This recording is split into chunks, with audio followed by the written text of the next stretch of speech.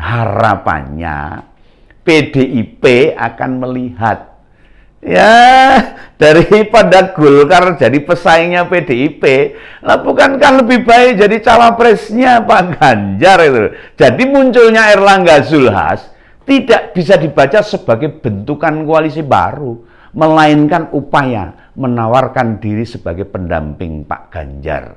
Jadi Bu Mega, siapa sih yang akan jenengan pilih untuk mendampingi Pak Ganjar? Masyarakat masih menunggu.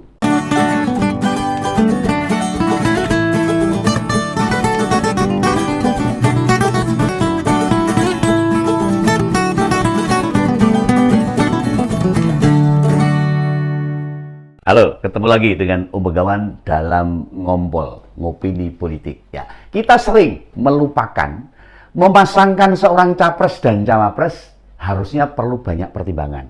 Ya, tentu elektabilitas bukan jadi pertimbangan satu-satunya, melainkan di masa mendatang harus bisa bekerja sama antara presiden dan wakil presiden. Diakui atau tidak, Presiden Jokowi mampu melakukan itu setidaknya dalam 24 tahun terakhir. Jadi wali kota punya pendamping ketua partai di tingkat kota tidak ada masalah.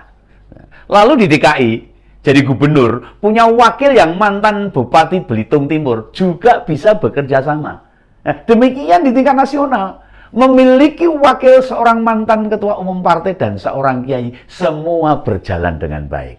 Nah, padahal, sewaktu jadi presiden, kedua wakil presiden yang mendampingi Pak Jokowi, usianya jelas lebih tua. Tapi kita tidak pernah melihat, tidak ada kecocokan di antara mereka. Jalan dengan baik saja. Nah, untuk Pilpres mendatang, ini ada beberapa nama yang tenar ini muncul dalam berbagai survei. Nah, sangat potensial menjadi bakal cawapres dari capres yang akan bertarung nanti. Mereka ini tahu benar kok, ada bakal banyak capres yang mencarinya.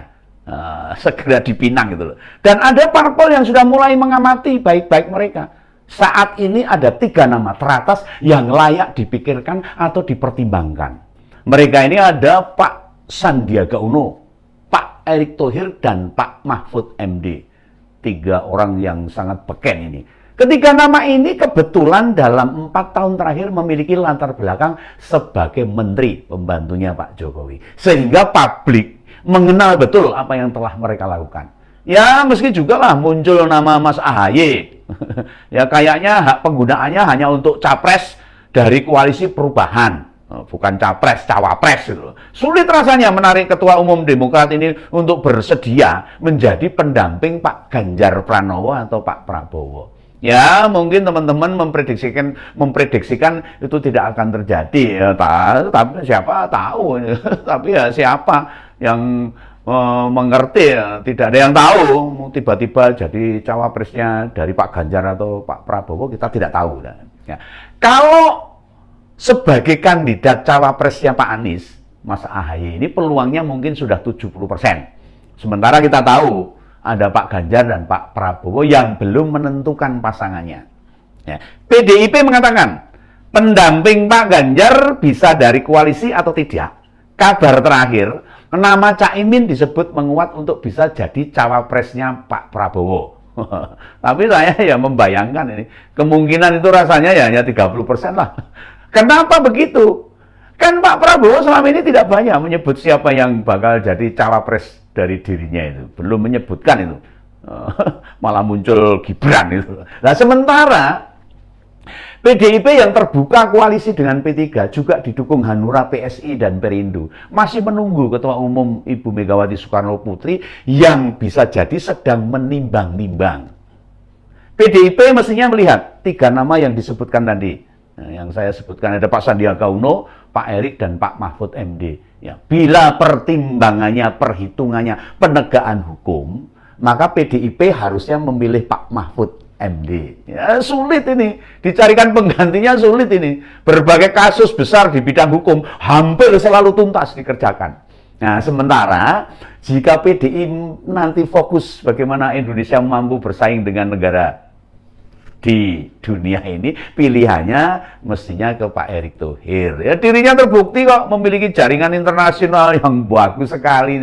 Ya, kabar terakhir mampu menghadirkan tim sepak bola Argentina menjadi lawan Indonesia di FIFA Matchday. Sementara Pak Sandiaga punya modal pengalaman mengelola perusahaan-perusahaan multinasional. Ya, pengalaman manajemennya ya tentu juga dibutuhkan negara ini. Namun bukan perkara mudah. Juga menjadi bakal cawapresnya Pak Ganjar itu tidak mudah. Karena harus bersaing ketat dengan kandidat yang terlebih dahulu populer. Ya, karena bisa jadi Bu Mega lebih menginginkan berkoalisi dengan partai besar. Siapa tahu. Wajar lah jika PDI akhirnya berkoalisi dengan Golkar. Misalnya dengan Golkar. Siapa tahu dengan Gerindra. Ya. Dengan basis suara merata di Indonesia ini Golkar ini. Dan dalam 4 pemilu mampu bertahan di 3 besar parpol perolehan terbanyak. Nah, itu bisa kita pahami. Termasuk bila lebih memilih Pak Erlangga sebagai cawapresnya Pak Ganjar Pranowo. Karena Pak Erlangga didukung oleh partai yang lebih solid kok. Ketimbang ketiga kandidat yang mendapat dukungan publik namun cair. Orang duwe parpol. Tentu ini akan menjadi pertimbangan PDIP dalam memutuskan pasangan untuk Pak Ganjar. Nah, saat ini Pak Sandiaga Uno itu sedang dimusuhi oleh Gerindra ini. Karena dianggap kutu loncat demi ambisi politik pribadinya. Nah, dia sedang mempertimbangkan kok apakah memilih pindah ke P3 atau ke PKS. Satu dari kedua partai itu dipilih bisa membuka peluangnya menjadi cawapres. Ya, P3 akhirnya mendorong nama Pak Sandi sebagai pasangan Pak Ganjar. Sementara PKS mendorong dipasangkan dengan Pak Anies. Beda-beda. Nah, penting dicermati ini. Saya jadi ingat ini. Bang Rocky Gerung yang menilai Pak Sandi itu tidak peduli menang atau kalah katanya itu. Baginya yang utama bisa ikut dalam kompetisi Pilpres. Pengen tampil tok katanya Pak Gerung itulah. Modal utamanya adalah finansial tanpa pemikiran, ide, gagasan, pemenang visi. Ya kita coba flashback. Baik ketika Pilkada DKI 2017 sebagai wakil gubernurnya Pak Anies maupun di Pilpres tahun 2019 sebagai wakil cawapresnya Pak Prabowo. Pak Sandi sama sekali tidak menunjukkan dan menawarkan pemikiran cemerlang. Gak ada itu. Nah, dibandingkan rekannya sesama menteri, yaitu Pak Erick Thohir. Nah, masih kalah jauh lah kalau dengan Pak Erick Thohir lah. Jika Pak Sandi itu lebih suka merayu parpol, kalau Pak Erick itu lebih mendekati NU.